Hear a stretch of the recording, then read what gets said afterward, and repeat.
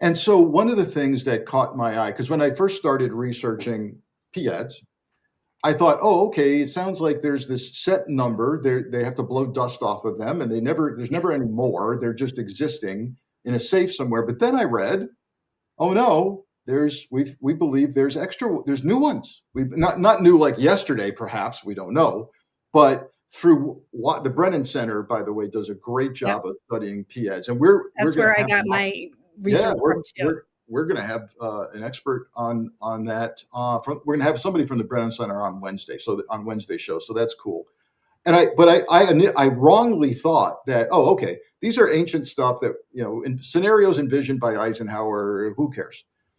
Then somebody realized, oh no, there's more. Somebody made some new ones up, and so and we only get a peek at them through kind of leakage in other classified documents that have been declassified. We see references to a PEAD. And that's like, wow. So do you interpret this, Asha, as like maybe since Trump has been president, someone might have authored a new PEAD? Oh, 100%.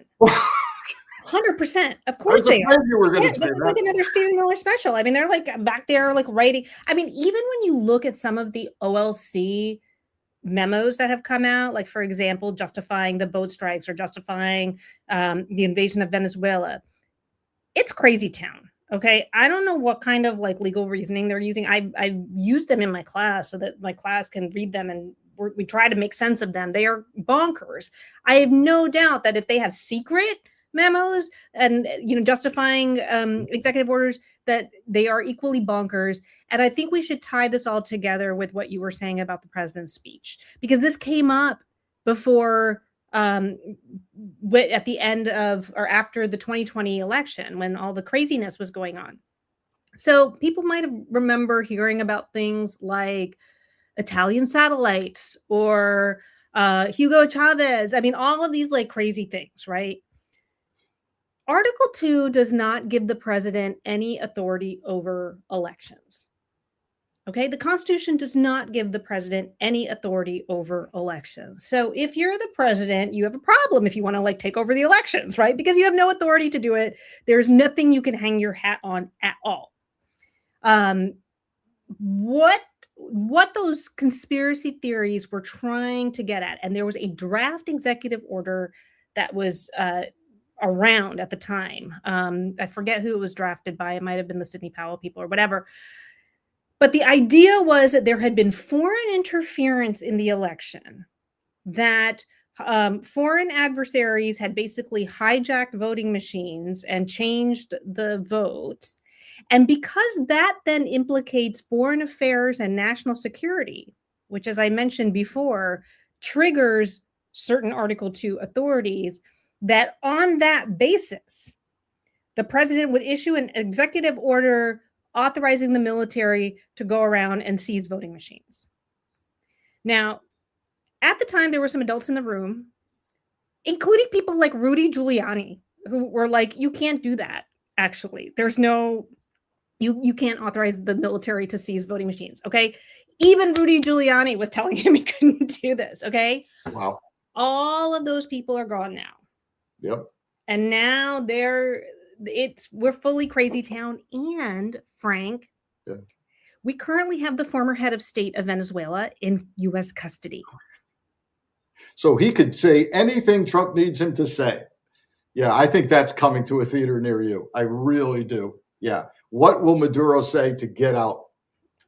So I think that there is, some primordial soup of legal theories, conspiracy theories, something that's going on that, that I'm sure they have developed more PEADs around.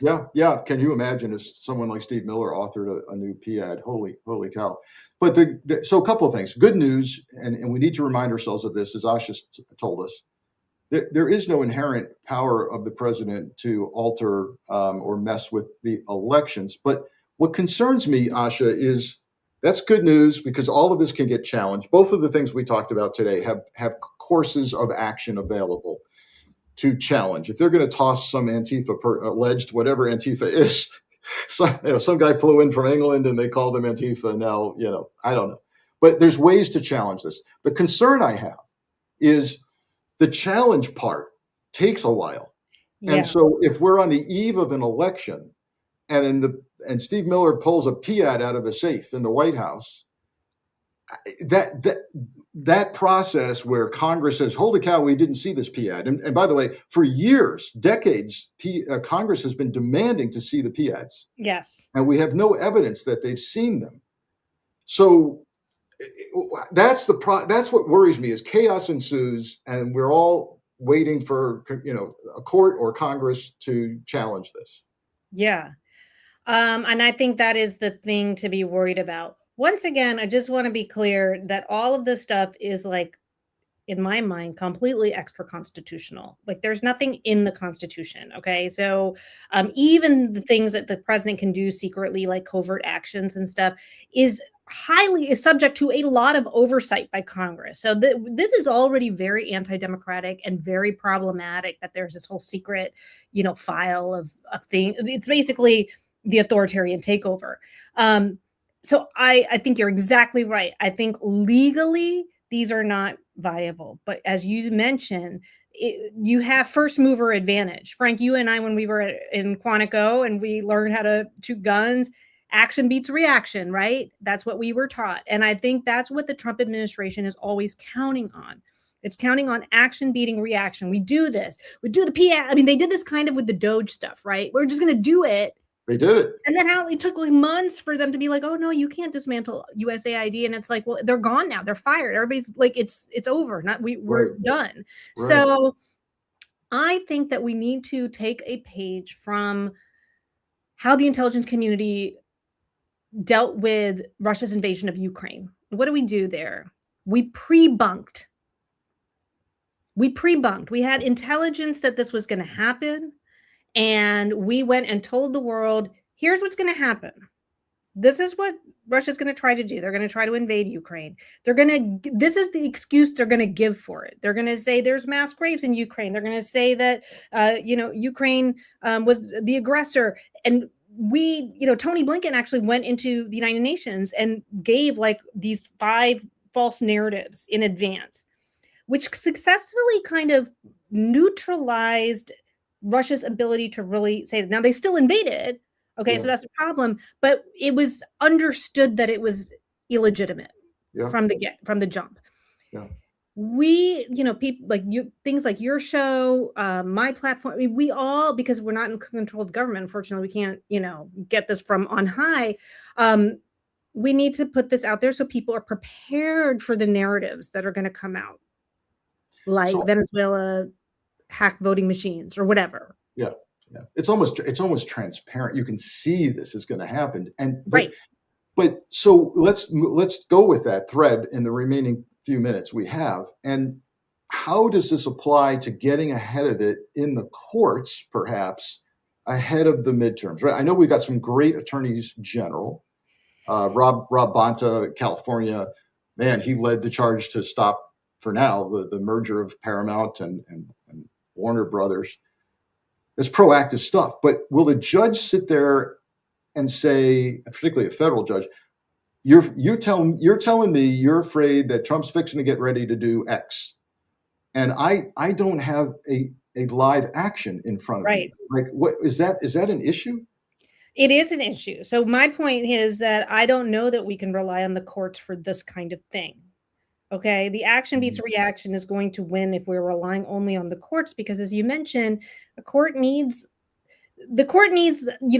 Trump to overtly do something or try to do something, and then you run into court and you try to get the preliminary injunction, right? Yep. But if that thing is the military's out, like seizing voting machines, so I think, Frank, we are at a point, people need to understand this. The courts are not going to save us. This is in our hands. And right now, one of the things that I do think the administration is sensitive to is public pushback.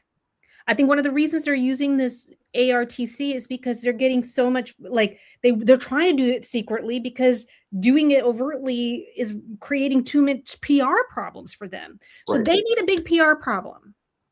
They need people in advance of the election, you know, ordinary people saying, don't effing try this. Yeah. And those people, and preferably those people are Republicans in the House and Senate calling the White House going, hey, even I've had enough of this. Yes. Yeah. Yeah. Yeah. Wow. And it needs to be at all level. I really do think, and listen, what is the, you know, statistics and history show us? Authoritarians actually are defeated by, like, I'm talking authoritarians that already come to power. It only takes 3.5% of the population to stand up for them to topple. Right. They actually don't, you know, they can't, they're very fragile. And that's something that we need to remember, that authoritarians would be authoritarians. They're actually really fragile, even when they're like wielding all of these like PEADs and whatever. We need to stand up and make it clear that we are not going to put up with the shit. Wow, what a great note to end on, because it's empowering for us. We often think this is overwhelming. We don't have a say. There's not enough of us. And yeah, there may be. There may very well be enough of us. And enough Republicans might be seeing the cracks in the armor too now as well.